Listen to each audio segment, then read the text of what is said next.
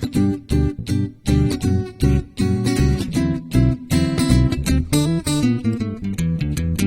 English Podcast by Ecsplicite. Welcome to this week's episode. I'm Lawrence. Last week, the governor of the Bank of France told us not to worry. However bad things may seem, inflation would be back to normal by the end of the year. Yet, inflation has reached levels not seen for 40 years. Food prices in the UK, for example, have increased by 15 to 20%. Food banks are now functioning all year round and not just at Christmas, and low-income families are really struggling to make ends meet. Here in France, too, we're feeling the pinch, consumers and businesses alike. My local greengrocer was complaining only yesterday about a 300% increase in their electricity bill. But spare a thought for the situation in Argentina, where yearly inflation has risen to 100% and has triggered very unpleasant memories of what happened during the banking crisis of 2001. It also means that prices have doubled in the last 12 months, or put it another way, that this month will be 10% more expensive than last. So how do you cope with weekly inflation? What does it mean on a day-to-day basis for an average person living or working in Buenos Aires?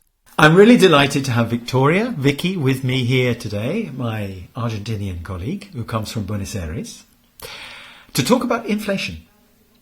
So welcome, Vicky. Thank you. I'm so happy to be here also. So tell me about your experience of inflation in Argentina.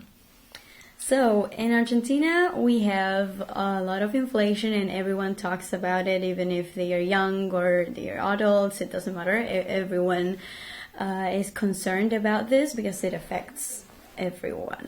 Yeah.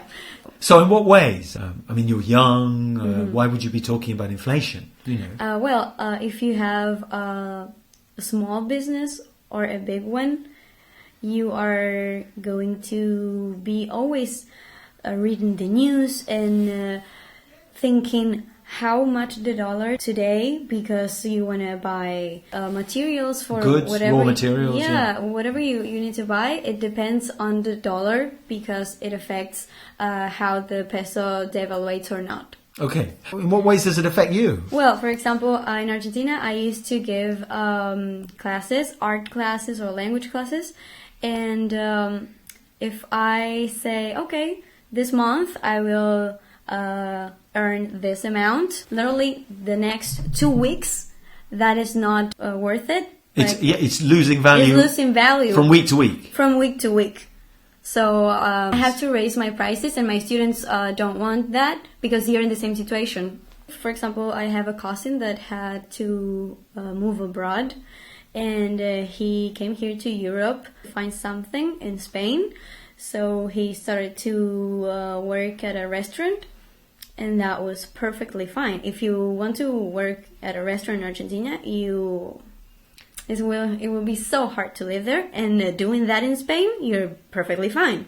Okay. You can rent a place. In Argentina, you can rent a place for that kind of money. You would never. Okay. No, you would have to take on-site jobs, like 5 on-site jobs, if you want to rent a place, a good place. Of course, there's all kinds. Yeah. So everybody's got lots of jobs. Is that one of the consequences? Yeah. We have this phrase. It's we tie everything up with wire. And what's that in Spanish?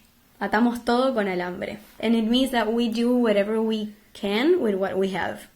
Okay. So we try to do garage sales, and we learned trades. We say, okay, well, maybe I can cook something and start a business with that, and on the other side I can teach what I've learned. You try to reinvent yourself all the time, and you always have to come up with inventive ideas and things to do with your time. Is that how people sort of feel about it? No, I mean, we are proud because we are proud of everything we do. We think we are resilient, but that's not a fun thing to do if you have to pay the rent at the end of the month. Okay. So what other things do you do? What other strategies or tactics do you use? So if you can, you try to find a job that is online and maybe in the States or whatever, if it's euros or dollars, it's going to be perfectly fine. If you don't find any of that, you can save a little bit of pesos and change them to dollars. That is something that we all try to do. If you are able to save even a little, you change it. You never keep pesos. You change your money into dollars or into euros. Yeah. And then you hide it. You hide everything you changed. You hide it? Yeah, you hide it in mattress. Under the mattress? Yeah. Okay. Yeah, we do that because we don't trust banks. Okay. Yeah, in 2001, there was this thing called Corralito. So banks just stole everyone's money, everyone's dollars. So it was like a big banking scandal, and people still remember that.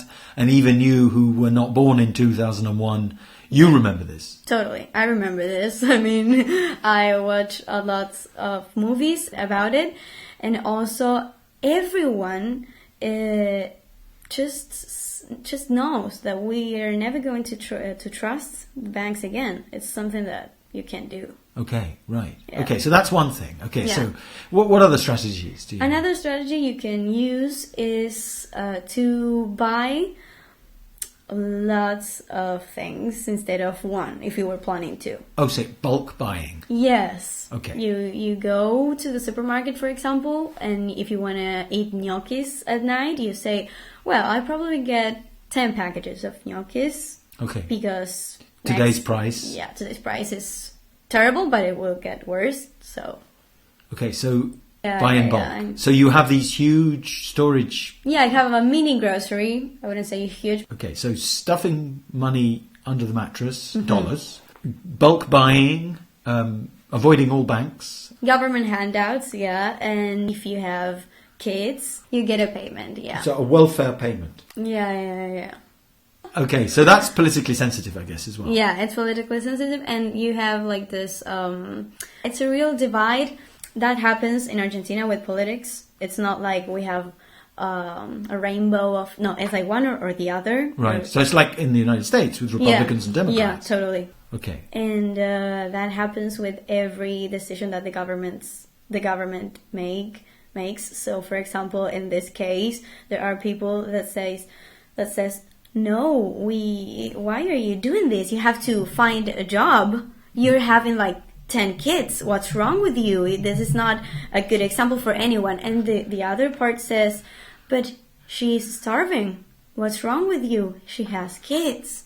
You can't judge her. And it never ends. Like, of course, exacerbated by the economic situation. Is it all just really bad? Are there moments of it's so funny fun. moments? It's lovely living in Argentina. If you try to change dollars and do everything that I mentioned, you can have like a pretty good life. Okay, so you're young. Okay, you're Argentinian. You're very proud of being Argentinian. You've said that. What is your hope about Argentina? I mean, there are lots of things in Argentina that are wonderful, not least of which the football. But how do you think about the future, if you think about the future? Well, I think that humans, we can do what we want. So you're an optimist in that respect, are you? Yeah, I mean, it's we try our best, and there are politicians that could make good things for everyone, but it's like I think that it's like cleaning a house when you have a spider at home. You can get rid of spider web. Like, I think politicians can get rid of the spider web, but they can't kill the spider. They can sweep away the cobwebs. Yeah. But they can't get rid of the spider. Yeah. Well, on that very optimistic note, thank you very much, Vicky. It's been really fascinating talking to you about the consequences of rocketing inflation in basically a society very like our own in many respects. And congratulations, by the way, on your recent World Cup victory. Oh, thank you very much. Yeah. Since you did beat the French. Yeah, we did. Totally did. Yeah, totally. Thank you very much. Please tune in again in 2 weeks' time for our next podcast, in which Anne tells us about a close shave with a crocodile. Thanks for listening. Bye for now.